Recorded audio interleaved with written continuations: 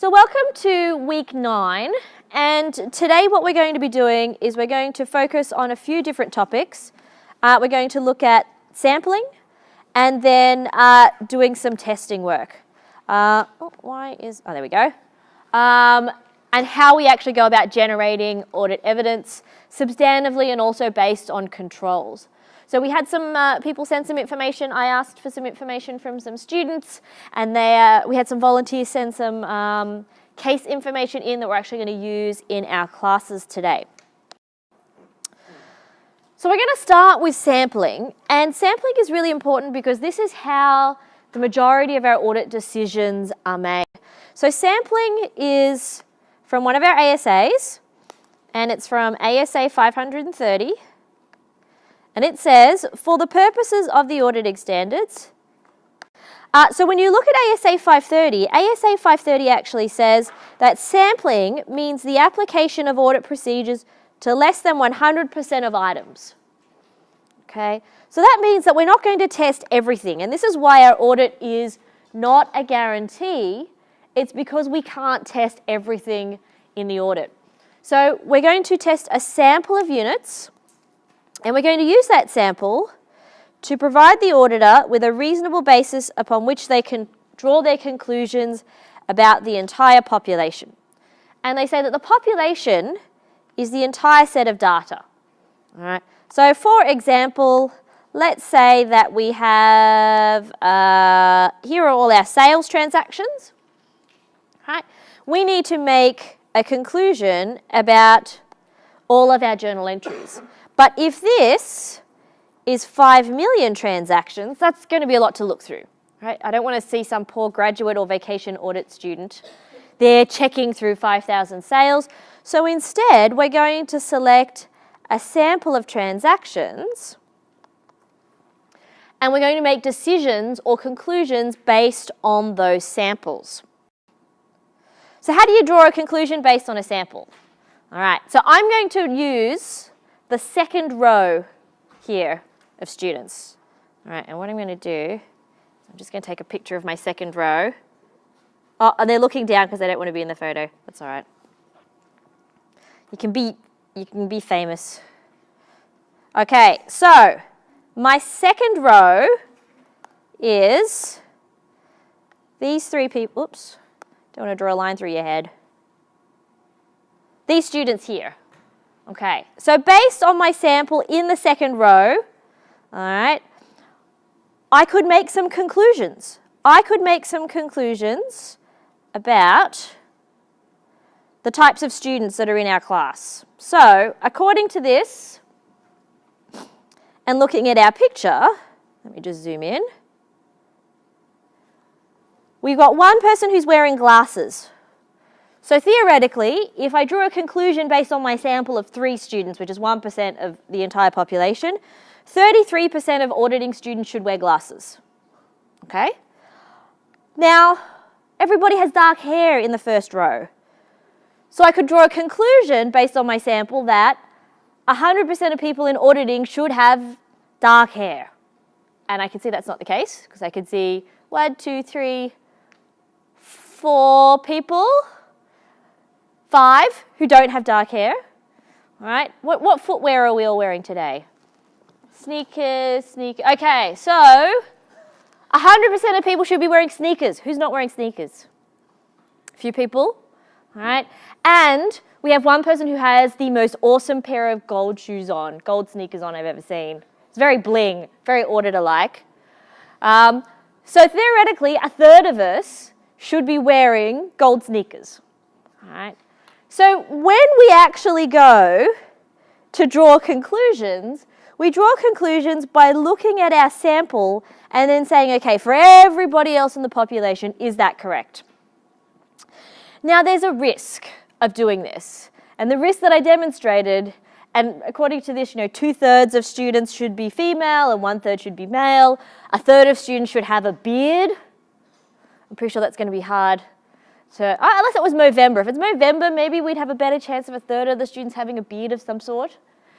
But when I make conclusions, there is also a lot of risk. around making those conclusions. And that's the possibility that we might make an incorrect conclusion when we're sampling. So correct sampling is really, really important so that we don't make a mistake. So this is where the concept of representative sampling comes into play. All right? So we want our sample to be representative of our population. Okay, so here it says, samples in which the relevant characteristics are approximately the same as those of the population. So if I really wanted to select a sample of audit students, I'd first want to go out and I'd want to download how many students are in auditing, what is the male-female split, what is the international domestic split, and a whole range of other bits of information, and then pick my sample so that it's appropriate. So let's look at another example. I'm going to zoom in on this because it's a pretty tiny article. But this was an article about Australian breakfast habits. And there's some really weird stuff here. I chose this one because I saw this article and I thought, how the hell did they make these conclusions? But it says there, Galaxy Research says that more than 500,000 Australians are teaming vegetables and cereal. How many people here eat vegetables with their cereal? I don't know. Zucchini and oats. I have never heard of zucchini and oats before in their breakfast bowl. And they said there's a shift towards savoury breakfasts, with also 500,000 Australians adding spreads like nut butters to cereal. Why on earth do you want to put butter in cereal? This just seems ridiculous. And almost 1 million adding herbs and spices. Again, I don't know about this savoury, I guess, when I think about, a traditional Chinese breakfast and you have congee, which is this savoury porridge, then I guess you could have vegetable in it, but it's not really common. And I'm pretty sure if I tried to get my son to eat a vegetable in his cereal for breakfast, he'd be pretty unhappy if I said, here's some Weet Bix and broccoli. But they're talking about superfoods and a whole other things. So when I went to look at the article, and you can actually, there's a little link to the article there, I said, how do they come up to with these statistics? Did they ask all 20 plus million of us and find out that 1 million people want to eat vegetables in their cereal or in their breakfast? No, they don't. Instead, they actually use this idea of samples. So here's what the researchers actually did. And so I had the article, I looked at which company was running the survey, and I could actually go in and have a look and get some basic information. So I didn't know that there was such a thing, but there is the Australian Breakfast Cereal Manufacturers Forum. And they conducted a representative sample, what's wrong with my thing today, of 1,382 Australians 18 years and older who had eaten breakfast cereal in the past month. So they got a number, and remember they were talking about millions of Australians adding herbs and spices and butter and nut butters and vegetables into their cereal by talking to 1,382 people. All right. Now, they used Galaxy, which is a professional market research company who should know that they need to select a representative sample. So what they should have done was made sure that when they selected those samples, they included things like a broad range of ages, wages and salaries, all right, gender splits, male, female and other, because remember we also have the other gender, the X gender.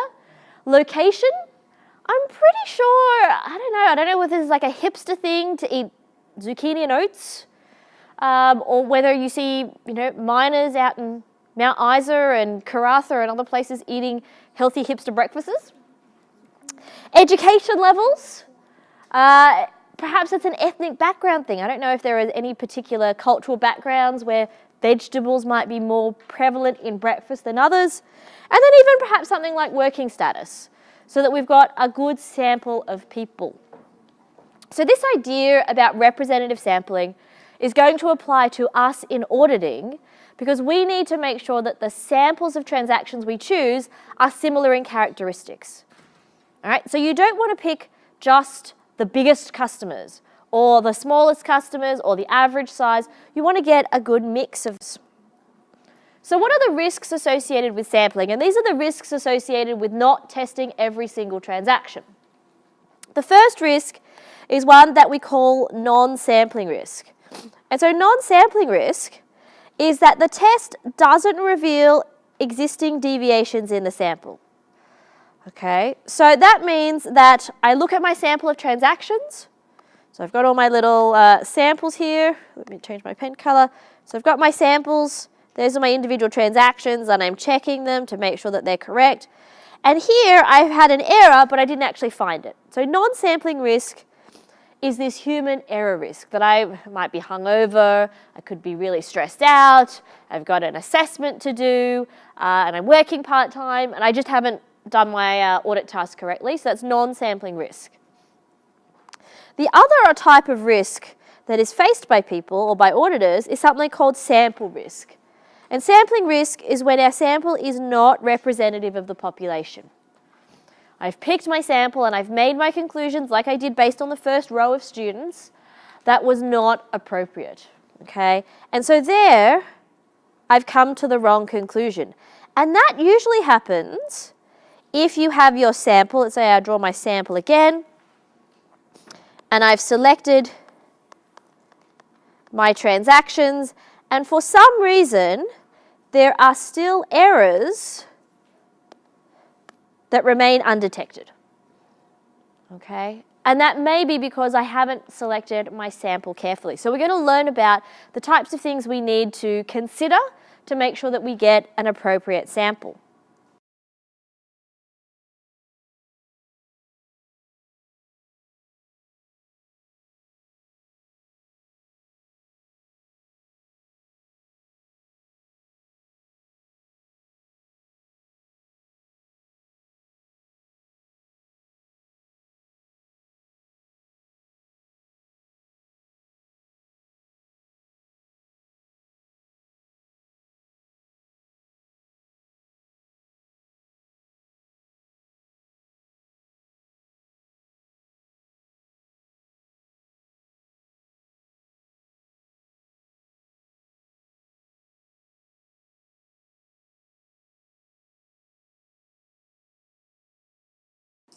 I'll hang up.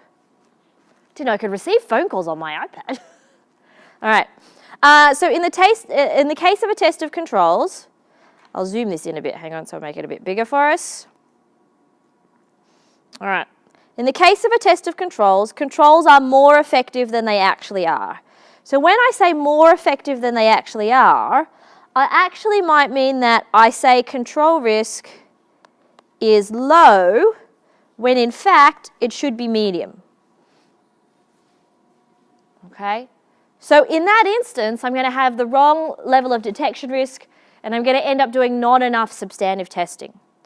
Now, the second option says, well, when I'm testing substantively, it may lead to an effect on audit effectiveness. Let me highlight that for you. Affects audit effectiveness and is more likely to lead to an inappropriate opinion.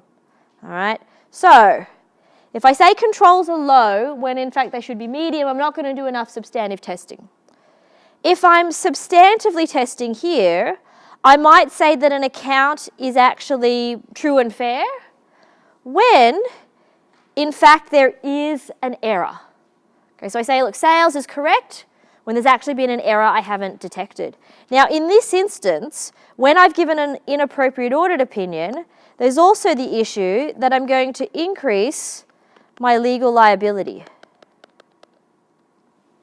All right, because what I'm doing is I'm saying unqualified audit opinion when in fact it should be qualified because I found issues. All right, so this is going to have ramifications for the client and for the auditor moving forward. All right, so now let's scroll a bit down to my next little section here, and I'll change my highlight color here. So the next option is something that we call a type 2 error. All right, so in the case of a test of controls, controls are less effective than they actually are, or that a material misstatement exists when in fact it does not. So in the first option, the controls one, I'm going to say control risk is medium, whoops, when in fact it should be low. And that means I'm going to say my detection risk is low when in fact it could be higher. So in this option here, I'm going to be doing more substantive testing, all right, when I could actually get away with doing less substantive testing. That's not really going to change the outcome of my audit. Doing more testing isn't usually going to be a big issue. I'm doing more substantive testing is not going to be an issue. Where it does impact is the efficiency. All right, so it's going to take me longer to do the audit, it's going to cost me more, and it's going to decrease my profitability on that particular client, but it's not going to mean that I'm going to give the wrong audit opinion. All right. The other option, if I'm testing substantively, I might say, yes, this account has a misstatement and I'm going to make management change it, when in fact it isn't.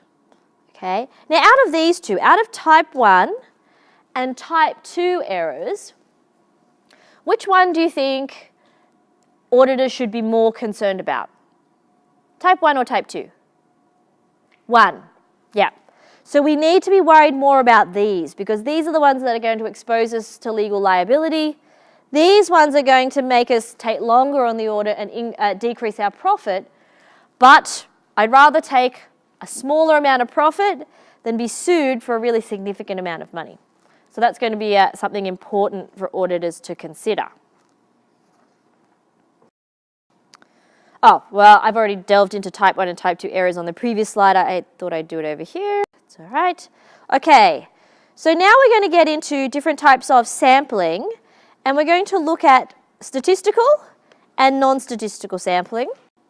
Now, one thing that I want to make a note of here, I will not be asking you to calculate sample sizes. All right, so in textbooks or if you're online, and you can see I've actually got videos on calculating sample sizes, we're not going to do that as part of the course because most audit firms have specific software that they use that helps you calculate sample size. We're going to talk about when we might want to collect more evidence or less evidence, but we're not necessarily going to be doing statistical or non-statistical sample size calculations. So the first type I'm going to talk about is probabilistic or statistical sampling. All right. So statistical sampling uses random number theory, that if we select a random number of items, that should give us an appropriate population. So we randomly select items to include in our sample, and then we do our test. All right. Now, to collect or to calculate or identify those, we need to use a random number generator as well. All right. So I use mathematics and a formula to help me identify which transactions need to be selected or which assets or liabilities. The other option we have is non-statistical sampling, where I use my professional judgment. All right. And typically here, in non-statistical sampling, and I said we're not really going to talk about sample sizes, but sample sizes are much smaller. So we tend to have smaller samples here. And we can select judgmentally. So that means if I think that particular customers are at greater risk of not paying their bills, I might search for those particular types of people. All right. Now, there's not one of these that is better than the other. So I'm not always going to say statistical sampling is always better than judgmental sampling. It's about picking the sampling method that's best for you. So statistical sampling works well for large populations, large numbers of transactions that I can use a computer to identify and select, and then I can test large proportions of transactions using IT and computer audit software. Non-statistical sampling is usually in those areas that have lower numbers of transactions, or there's a bigger spread of the different types of transactions or items that we're looking at. So similarities, in each instance we want to plan how many we want to collect them, and then evaluate the results. So this is the same no matter what type of sampling method you choose. In statistical sampling, using particular mathematical formulas, we can actually say, look, there's a risk of 10% that we're wrong, or 20% or 5%. In non-statistical sampling, we cannot quantify the risk, but that's not necessarily a bad thing, it's just different. All right. Oh, I think I've actually doubled up on my slide. So this slide looks like the same as the other one. So just cross that one out, don't need that one. All right. What are my different types of sampling methods? And these are statistical methods, which means that we would think about using mathematics to help us here. Now, the first one is random selection. We've talked about that. Each item has to have an equal chance of being selected. So if I use a random number generator, each item has an equal chance of being selected. The next one is something called systematic sample selection. So that means if I know that I have, for example, I want to select a sample of 50 items and I have 1,000 in my population, then every 200th item I want to select. So with systematic sample selection, we select transactions at equal intervals. Now that's nice and easy, because rather than having to randomly select, you just say, okay, I want to select every 200th item. However, systematic sampling doesn't work if your misstatement or your fraud is in a particular pattern. So if your misstatement or fraud is every 200th transaction, then unless you happen to select the exact correct starting point, you're never going to find the item here because you're always jumping over it. All right. Now, that's pretty rare that that happens, but that's just one of the downsides we have to be careful of in using the systematic approach. The next one, I'm going to highlight this in a different color so that we don't get stuck, is monetary unit sampling or dollar unit sampling. Now, this is the interval, same as the interval just above here, but instead of using every 200th transaction, I'm using, for example, every 2,000th dollar. And that increases the possibility that I might find these sorts of issues that are coming up here. All right? Because every 2,000th dollar might end up being, and I'll do these in a different color, let's make them black. Every 2,000th dollar might be here, and then here, and then here, and here, and here, and there. All right? Because it depends on the size of the transaction. Monetary unit sampling depends on the size of the transaction. So it gives us a distribution that is more likely to pick up an error than in systematic sampling selection. Now, we also have some non-statistical methods. And remember, I said that non-statistical is really using our professional judgment. Okay? Now, what we have, my arm's getting a bit tight. I'm just going to move over here. I don't like standing behind the podium, but let's just, ooh, loud microphone, hang on. All right, it could be based on time, or it could be on location. All right, so there are a number of different ways that we can select the block for our block sampling. It just depends on the individual transaction. And block tends to work very well when we're doing cutoff testing around the end of the financial year. All right, because cutoff is not something I want to test any other time than around the end of the financial period. It's no point in testing cutoff in January or in September because cutoff is an assertion related to a specific point in time. All right, now our third option is our judgmental sample selection. Okay, so we use some sort of criteria established by the auditor. So if I'm looking for sales and I'm worried about people giving discounts that are too large, I could select a sample based on biggest discount provided.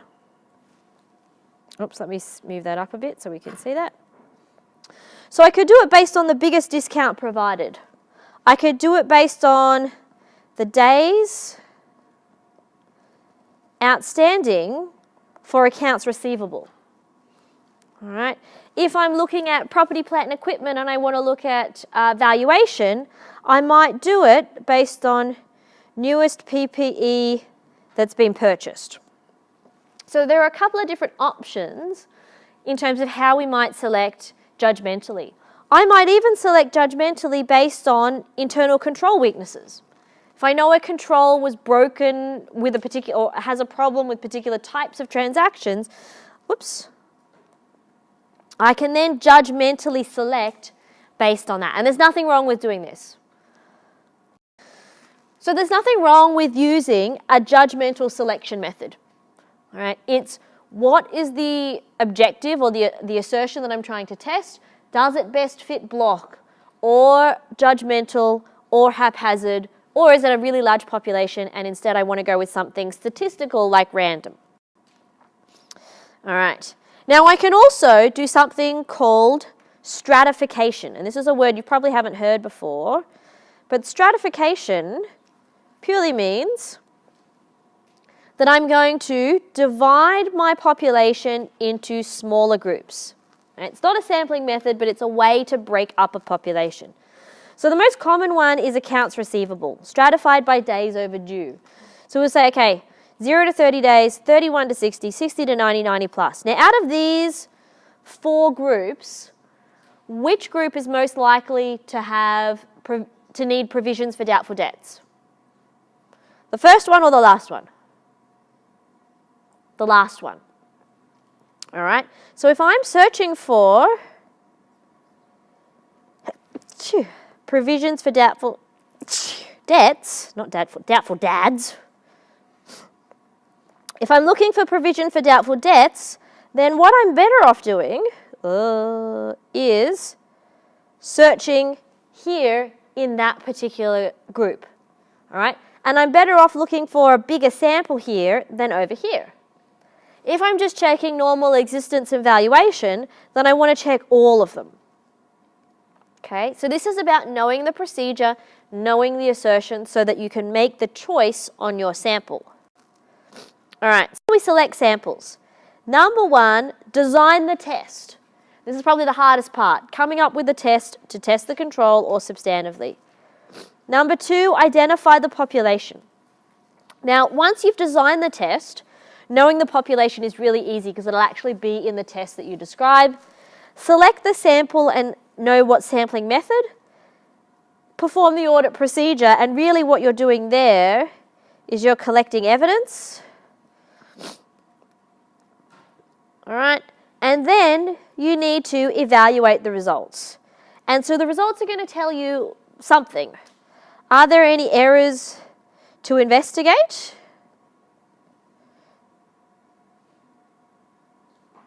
All right, do I need to do any more testing? More samples?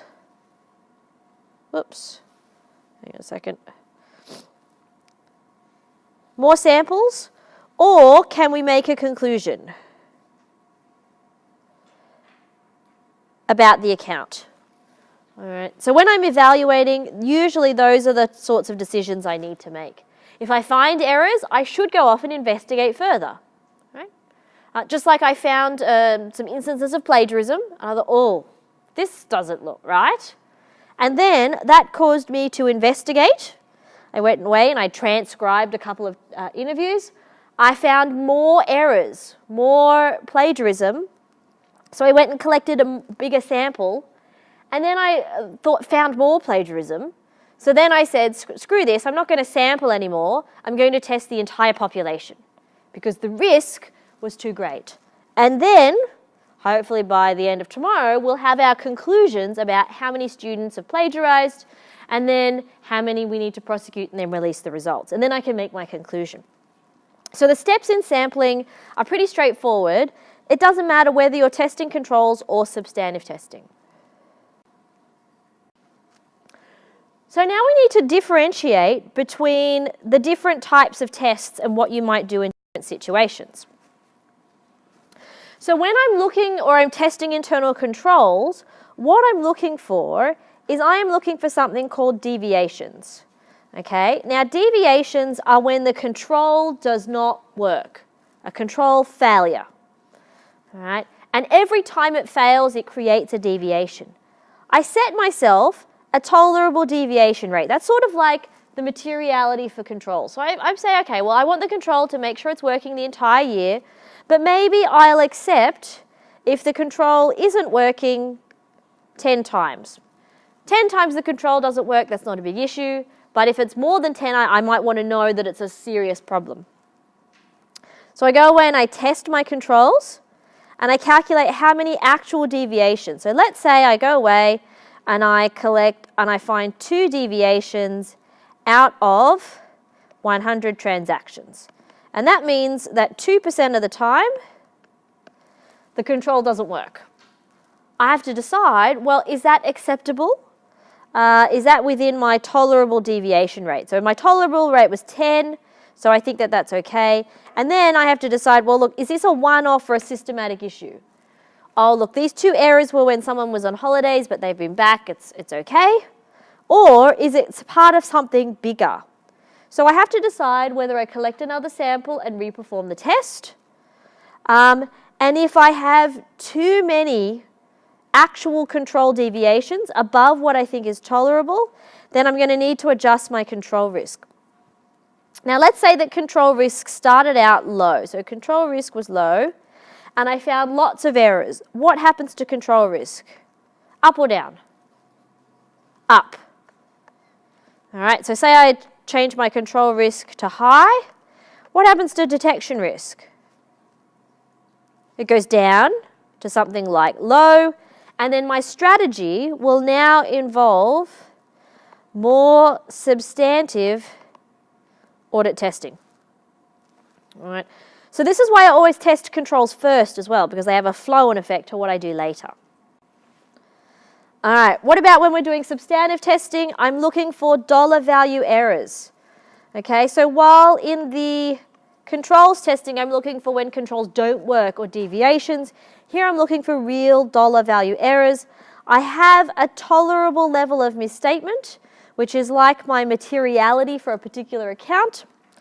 I conduct my substantive testing, and then I do something called a projected misstatement calculation. This is really easy. How much I found in error divided by the value of the sample multiplied by the population, and then I have to decide, what do I do? And you see these questions are the same. Is it caused by a one-off issue or something systematic? When I discovered with the plagiarism that we had a systematic issue amongst a particular cohort of students, then I knew that we needed to expand what we needed to do. There were significant levels of risk, which meant we went to a very detailed and substantive approach, which is why I'm now transcribing every single student interview. So if the misstatement is bigger than what we think is tolerable up here, then I have an issue. I ask management to make an adjustment, and if they don't, I give them a modified report. If they do make the adjustment, then I'm actually still able to give them an unqualified opinion. All right? So if they make the required adjustments, I give them an unqualified opinion. So here's an example. All right? So I've got my misstatements of 250,000, and the sample of my population is 200,000, and then I've got my population of 5 million. So the mathematics for this one is pretty straightforward. Let me just zoom in here so I can write this. Okay, so I have 250,000. Oh, I forgot to turn the pen on. 250,000 divided by 2 million multiplied by 5 million. Okay, and that gives me a amount that I calculated earlier, so I didn't have to write it out, 625,000. Now, the question becomes for us, is this material?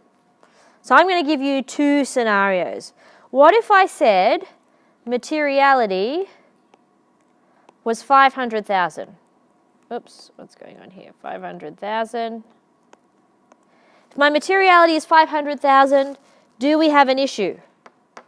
Yes. Now, what if I said materiality was 750,000? Then I'd go, probably not an issue. Now, regardless of what the level of materiality is, what I also want to do is I want to go back and I want to ask a really important question, and that is the question of why. Why do we have these misstatements? What is causing them? And is that cause something systematic, or is it a one-off issue that isn't going to come up again? Remember, if it's systematic, I'm going to need to do more testing. Let's look at a more complicated situation here. I'm going to zoom this in a bit so it's a little bit larger. Okay. So this is accounts receivable and I've stratified here. So I would do the same thing. I've taken my accounts receivable, broken up into 3 different groups. I've got errors and the value of the sample, and then I have to do some calculations. So and I've pre-written these calculations in. So my first one, 2,000 divided by 8,500, or 800 divided by 100,000, multiplied by the value of my population, gives me $17,000 worth of error. Okay? Now, if we go and we look at our next one, where we have 4,500 worth of error over 85,000 sample and a 450,000 value, that would be the little formula there. And in that instance, what we would find is that the error is 23,824.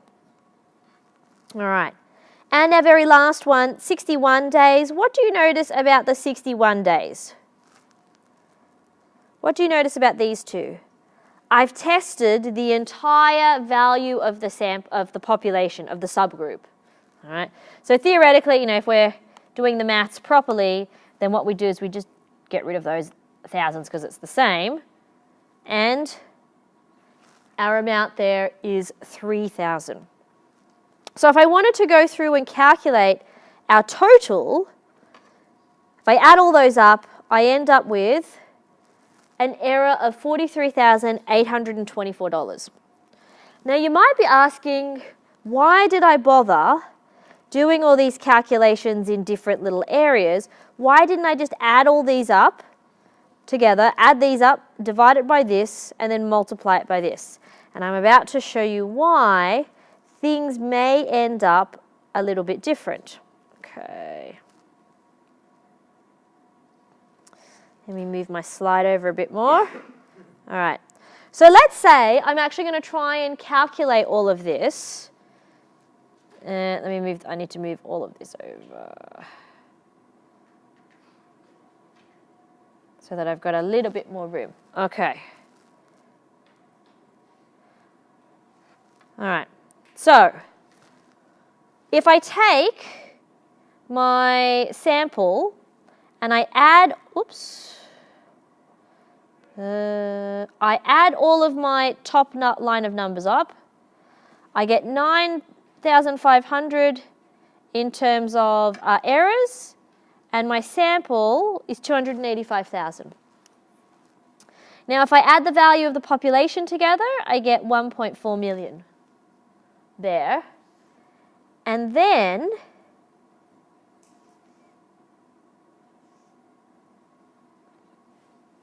I've done the maths a little bit earlier.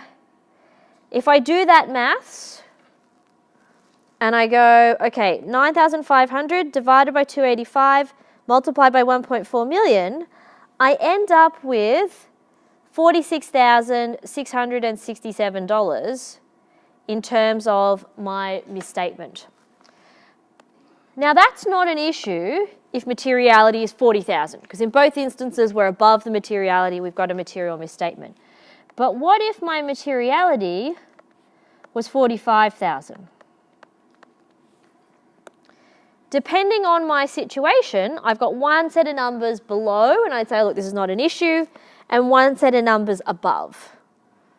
Okay, so it's usually best if we want to, and look here, if I'm looking for provision for doubtful debts, I'm always going to stratify. If I'm just looking for general existence, then I might do a test more like this one. But here, because we're testing valuation and provision for doubtful debts, we're better off finding out that there's issues here that need to be adjusted, but less so in these particular areas. So we need to know how to do this basic, that's as complicated as the mathematics gets in regards to doing sampling calculations.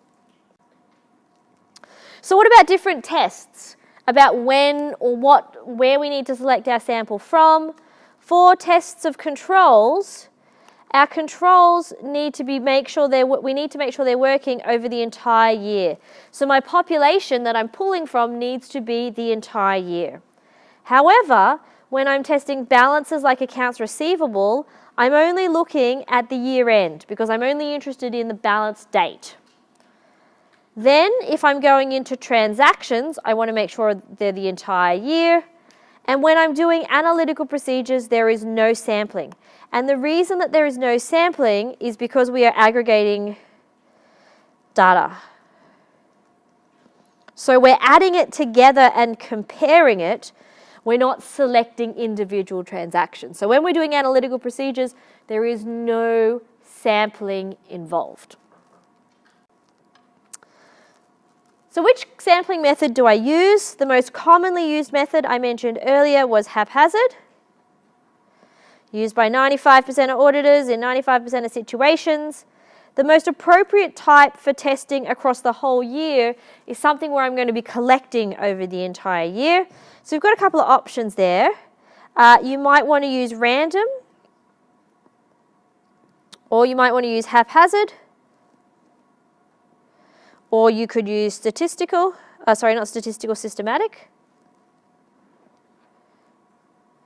To go over an entire year. If I'm testing at a particular period of time, like the end of year, then I want to use my block testing because that's a specific point in time. And then if I want to look at different subgroups, remember I'm going to do my stratification. All right. Now, I could do all sorts of stratification. If I wanted to stratify, I could do something like, for slow-moving inventory, I could do inventory turnover. All right, and then what I would do is I would look at, for slow-moving items, I could look at biggest discounts. If I'm worried about somebody engaging in perhaps some nefarious sales processes. I could look at longest days outstanding. So when I'm stratifying, I can stratify anything under the sun using any particular option. You just need to make sure that it's related to the assertion or the control that you're testing. All right. So if I'm testing valuation of accounts receivable, I definitely want to age the accounts receivable to help find provision for doubtful debts. But stratifying sales might not be so useful. All right, now these come out of the appendices for ASA 530. These are just tables from within the ASA, and they say some pretty basic things like, when there's more risk and you're testing controls, you're going to do bigger samples. If I want to allow more deviations, smaller sample. If I think that I'm expecting more errors or more deviations, a bigger sample. If I want to rely on the controls more, I want to have less substantive testing, more there. And this fifth one's controversial. An increase in the number of sampling units says negligible effect. Now that really means that if you go from 1 million transactions and then you shift to, say, a client size that is, next year you have a boom in growth, like a company like Afterpay, and you go from 1 million transactions to 5 million transactions, there is a very small increase in the sample size, but not a lot. All right, so here I've increased my my population 5 times as big, but my sample will not grow 5 times as big. So typically, in that situation, your sample here might be 250 transactions, but when it goes up to 5 million as your population, you might only need to select 275. Okay, so this movement is not proportional. All right, not proportional or increase. There are similar descriptions for substantive tests here. So, if I think there's higher risk, bigger sample. If I'm going to use more than one procedure, I'm going to triangulate information. I can select less evidence because I'm going to get more evidence from other sources. I want to have higher levels of assurance, more testing. If I have a higher level of materiality, less testing. And again, the increase in the number of units in the population has a negligible effect. It still does increase, but is not proportional, a very small increase. So when is it appropriate to actually go out and decide, well, I want to test the entire population. I want to go out and I want to test everything. Well, it's not technically sampling, but there are a few instances when you would do it. The first one is high-risk accounts. All right, so plagiarism in assessments was high risk, so now we're testing everything for plagiarism. Where there's a small number of high-value transactions, so for a company like Tesla or for Ferrari that don't sell a high volume of cars, you're probably going to test a lot more of those substantively. And where they are qualitatively material. So for things like fraud, related party transactions, new intangibles, and executive compensation, they're not big in terms of dollar value, but they're big in terms of importance, and they're big in terms of risk where mistakes could be made, or there may likely be more intentional manipulation. So where there's more intentional manipulation, we might go and test a whole lot of transactions. Another common one is where something doesn't happen very often, like purchasing a new property. So a company might buy a new factory or a new premises, and because that only happens once every 10 years, rather than test the controls over that, you're just going to jump into testing substantively the entire transaction. All right, so now let's look at audit evidence. And audit evidence is really asking myself, what questions do I want to ask to gather information? All right, now ASA 500 says that I need to collect, and it has some very specific requirements, sufficient and appropriate evidence. So sufficient and appropriate. Sufficient means how much, and appropriate means what mix. But you have to be able to know how to design and ask the right questions to figure out what evidence you need to collect. So we've got our 9 procedures that we've talked about. But before we do that, and we're doing okay on time, we're going to try a little exercise. All right, and some people, I might have talked to some people that we already are going to be doing this. But knowing what questions to ask is half the effort of trying to figure out what evidence to collect and whether it tells you enough information. All right. So I want you to see if you can think of a question that you would ask me to find out how old I am, but you can't ask me what year I was born in. All right. So what sort of questions might you ask me if you wanted to know how old I was, but you can't ask what year I was born in or ask to see my birth certificate? Any ideas? Like what year did you finish school? What year did I finish school? Yep, so I finished high school. My last year of high school was in 1996. That's a good question because we know that most people finish high school at what age? 17, 18? All right, so that sort of narrows down the ballpark a little bit. It might be a little bit different if you were talking to one of my cousins. he finished year 12 at 15 years of age, which means if you asked him, he probably wouldn't have such a good question. You wouldn't get an answer that would be accurate there. What other questions could you ask me? Any ideas? Yes. How old was I when I had my first child? Okay, so I had my first child. Oh God, how old was I? I'm thinking back. Motherhood just degrades your memory. I'm pretty sure I was 33, and he is going to be 5 years old on New Year's Eve. All right. Now, what does that question then lead you to more questions about? What does that answer lead you to more questions about? When is my birthday? Right? You can't ask me when I was born, the specific date, but knowing that there is an almost 5 year, you think, okay, there's a 5 year gap there. What you'll need to refine that down to is which month was I born in, because that gap might be 4 years or it might be 5 years, depending on how close my birthday is to my son's birthday. So if you wanted to know what time of the year I was born in, but you couldn't ask me for the exact month, Simon. Your LinkedIn says that you've been elected for 59 years. So I changed that because I had a feeling that one of the places we could go for other sources of evidence would be third parties. So Simon did a really good thing, and he went to LinkedIn, and I had a feeling that somebody might ask this question, so I actually went to LinkedIn and I changed it. Does it look like, and really, I must have a really good face cream if I've been a lecturer for 59 years, but I actually went back and I changed that to try and deceive you all.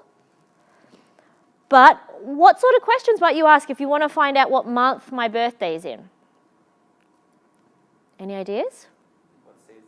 What season? Yep. Simon? Whether your parents started the year with a bang. No. So I am not a September baby. There was an article in the newspaper when midwives are actually saying to people, please stop procreating on New Year's Eve, because September is the worst time for having babies. It's the busiest in the hospital. But yeah, you could ask about the season. So it was summer. So I always celebrate my birthday in the summer, which narrows it down to November, December, and January. Yeah? So sometimes when we can't get direct evidence, like you went to LinkedIn and it said that I've been teaching for 59 years, and I think I put my birthday in there as some like weird year that I'm like 150 years old. You need to learn how to ask questions that are indirect that might be able to get you the same sort of information. So ASA 500 says, well, not being able to collect something or not knowing what to get is not a good excuse for not collecting evidence about assertions. So we need to be creative when we're coming up with ideas of, well, what are these mix of these procedures do I need to do to actually be able to collect my evidence? And you guys did okay. You asked the question about how old I was when I had my first child and how old he is now was a really good one. And when I've done this exercise in the past, I don't think anyone's ever asked that one, but people have asked the high school question. People asked what was the last reunion that I went to, and I think my school group had a 20-something year reunion not long ago. So I am, oh gosh, how old am I? I was born in 1979 in January, which makes me 28, 38. Lost 10 years off my age there. 38. And a funny story about that.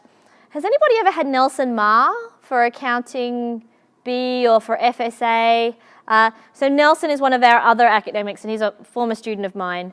And someone once said to him, because he used to teach on audit, they said, and he's 25. And someone said to Nelson, Nelson, what's it like working for someone younger than you? And he goes, Amanda's not younger than me. And they're like, well, you look older and she looks younger. So something about good genes mean that I'm going to stay looking hopefully relatively young until I hit about 65.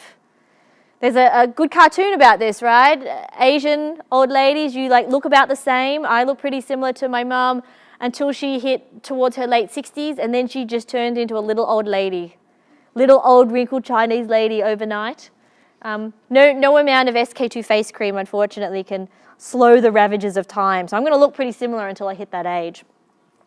So we need to know about our procedures, and these procedures are going to come up again and again and again and again for the rest of the term. So I've talked about my 4 rules before, but I'm going to go over them again just in case you don't remember. Number 1, use the right terminology to show that you can be part of the profession. Number 2, use client-specific terminology so that you're talking to them in their language. Number 3, be specific. Now, I say be specific because being specific will also help me figure out the population when I'm doing my testing. So if I say vouch a sample of sales journals to shipping manifests and customer orders, I know that the population where I start from is my journals. If I said trace a sample of purchase orders through to approvals and blah, blah, blah, blah, then I know that the population where I start is those purchase orders.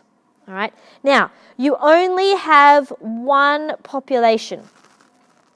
You only have one place where you start the collection of evidence. That doesn't mean that you don't collect other items along the way. You start with an order, and you also collect shipping documents and invoices and journal entries, but the population is where you start the search.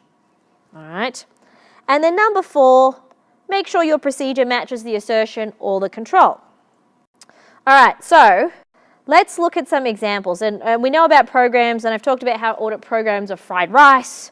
And we have certain questions like what procedures, who's going to be testing it, when are they going to be doing it, like stock take we can only do at the end of the year, how much evidence will we need to be collected.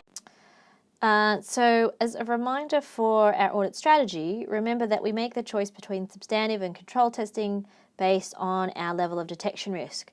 So in our controls-based approach, remember control risk is going to be low or medium, which is going to mean detection risk is going to be medium or high. And in our substantive approach, our control risk is likely to be high, which means that detection risk is low. Okay, so under the controls, we test, are the controls operating as they were designed? If it is, then we can keep going with that control risk and do less substantive testing. If not, then we have to move across, control risk goes up, which means detection risk goes down, and we go back into a primarily substantive approach. So the process in which to follow, this is the same for all of them. Think about the risk for the account. What is the account and the assertions? What is one procedure for each assertion at least?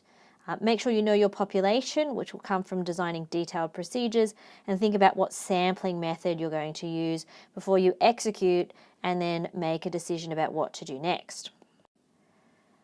So in terms of using the most appropriate auditing procedures, some procedures are best suited to particular assertions. So vouching, starting at the end and going back, is definitely better for our existence and occurrence assertion. So let me type that in there. So existence occurrence in this particular one. Tracing, where we're moving forward in time, is not a great test for existence or occurrence. So instead, that's much better for testing something like completeness.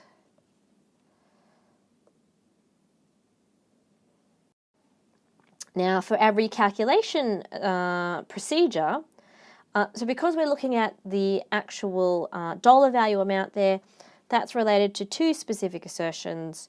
The first one of those being accuracy, and then the second one of those being valuation. And allocation assumed in there, valuation and allocation. And then physical inspection, which is looking at items, is going to be best suited for the existence assertion. And that applies specifically to our assets, maybe sometimes to our liabilities, but mostly to physical inspection for existence of assets. But the key is not to be limited by these examples.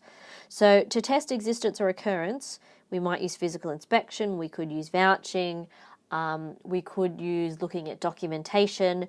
There's no limit to what you can do. Okay, so here we have an example from Adam, who sent in some information. And I'll zoom in so you can have a look here. But we're at the UTS student accommodation, and you'll see that there is an internal control just here. All right, so it's a card reader, and then there's an intercom if you don't have a card to let you in to the front door. So there's got to be some security for students who live there. We only want students who do reside there to actually go in and have a look. So let's have a look at how we might test those internal controls. And here's some that I've prepared earlier. Let me just shrink this down a bit so it all fits on the slide. All right. So ways that we could test Adam's little security issue there is I could test valid IDs of residents to make sure that they can get in. I could test student IDs of non-residents, because if you're a resident, then certainly what should happen is it should allow you in. If you're a non-resident, it should keep you out. Oh, let me change, I'll do that in red. Keep you out. If you're a staff member, again, staff don't get access to residences, shouldn't let you in. And if you're a student who used to live there but don't anymore, then it shouldn't let you in either. Now, if any of these do happen and we have a control weakness, if, for example, we did the test and we found that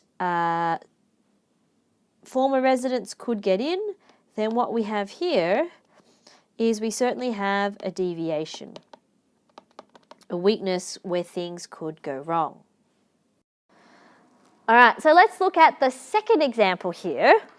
And this one was sent in, Lauren's up the back here. I sent this one in about Coles or, I think it's Coles supermarkets. Please remove the last item from the bagging area. God, that shits me. Tell you what, I like the speed of using the self-service checkout, but sometimes like you put something in and you've scanned it and it says, please put the item in the bagging area. I've put it in there and it's not working. So here we have a control that is trying to do what? What sort of assertion is it trying to help us with? Existence. All right, making sure that all sales are real and that we don't put anything in the bag that we didn't sell. Lauren. And completeness, yeah. So this is a bit of a weird control because it does, everything that gets scanned needs to go in the bag. Now it's pretty rare that you'd scan something and forget to put it in the bag, but it's more common, which is why the completeness one is probably the bigger issue here, that you would scan something and or that you would try to put something in the bag without scanning it. So it says, oh, please remove the last item. So you could look at, if we were testing this one, gathering some items and trying to scan them and not put them in, or putting extra items in and seeing if it'll pick it up. You might also look at items that are very light. All right, so the one thing that often gets me is if you buy a bag of chips and you scan it and you put it in the bagging area and it goes, please put item in the bagging area. No, I've put the chips there. It's just that they weigh like nothing and it's really light and airy. That also happens with Maggi, like recipe, like you just add water and stick it in, like stir fry sauces and things that are, or powders that are really light. That's happened to me. I needed to buy 1 packet of gelatin, which weighed about 1 gram. You put it, scan it, put it in, it still doesn't work. So with this one, we've got a number of different options there that we could test from a control perspective.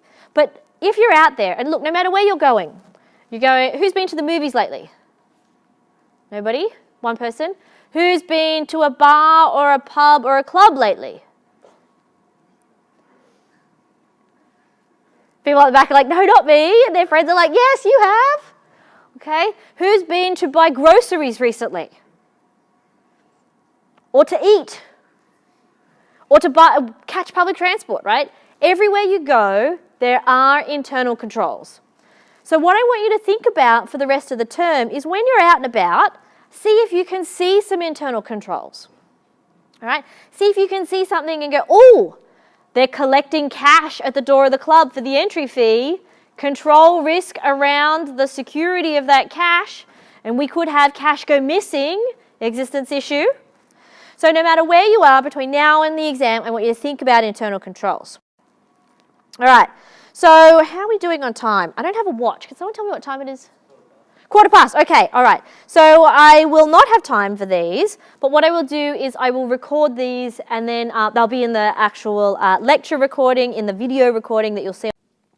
So now I'm going to go through the examples that we didn't quite get to go through during the lecture, but I'm going to put some examples together now. So for occurrence for a wholesaler, now we need to think about this, and I'm going to design here. So we looked at some controls. This time, what we're going to do is we're going to look at substantive tests. So for a wholesaler, and we're going to look at our sales. Here it doesn't specifically say, but I'm going to adjust that. So let's look at sales. So for example, to test the occurrence assertion, I'm going to want to vouch normally, because that's usually a pretty good place to start. So I'm going to vouch a sample of sales journal entries to, we want to go backwards in time, to delivery confirmations. I'm going to run out of space here. Let's just make this a bit smaller. All right, to delivery confirmations and customer orders. All right, so if we've got proof that the journal entry really was delivered, then now to do the population part's really easy. It actually comes from what we've been looking at here in our task. So sales journal, right there, is going to end up being our population.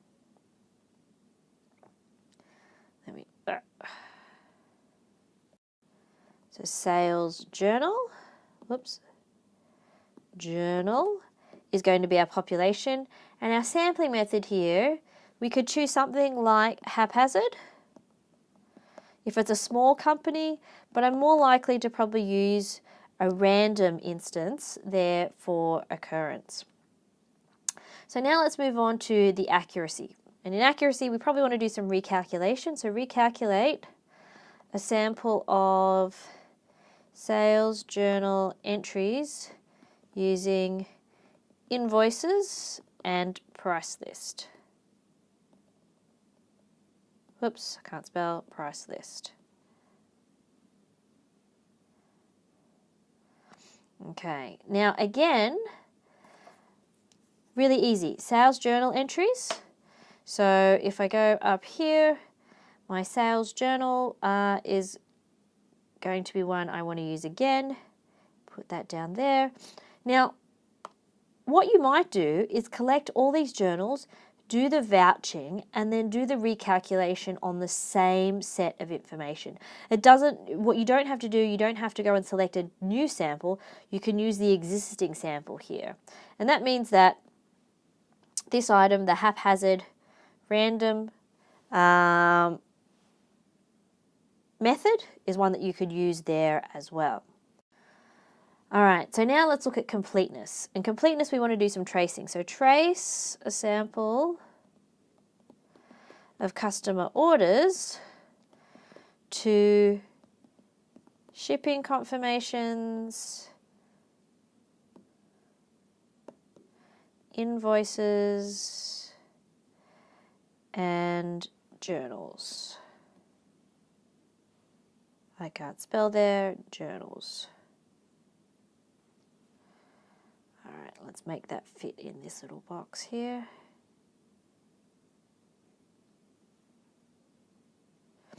Okay, now again, in this one, population, customer orders.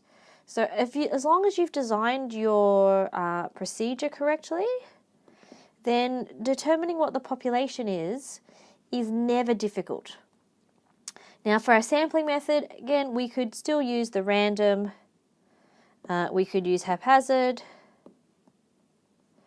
we could use interval, In an exam situation, just pick one and decide what it might be.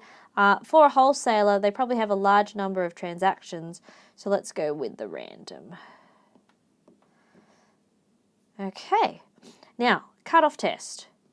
So what we want to do is check a sample of journals 2 weeks before and after end of financial year. That's what EOFY stands for.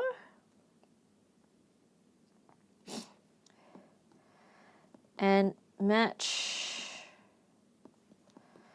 to the delivery confirmation, because goods must be delivered by the end of the financial year. Goods must have been delivered by the end of the financial year, whatever date that might be, 30 June or whenever it was. Shrink that down so I can get it to fit. Now in this one, my population again comes from here, journals, but 2 weeks before and after the end of the financial year. So I'm going to use my sales journals as my population, but my sampling method here is going to be block. And that's because we're looking at items around the end of the financial year. So it makes sense to choose a particular time period. So what you should do is you should practice. So pick a company, pick a type of account, try and figure out, well, if we were overstating, what accounts, here's some examples. If you're overstating accounts receivable, what account, what assertions, what procedure, what sampling method, and what's the population. You could try for understatement of accounts payable, overstatement of revenue, any account and any company. Now the key here, or there are some keys. So follow the 4 rules. What's going on? I can't type. Follow the 4 rules of design.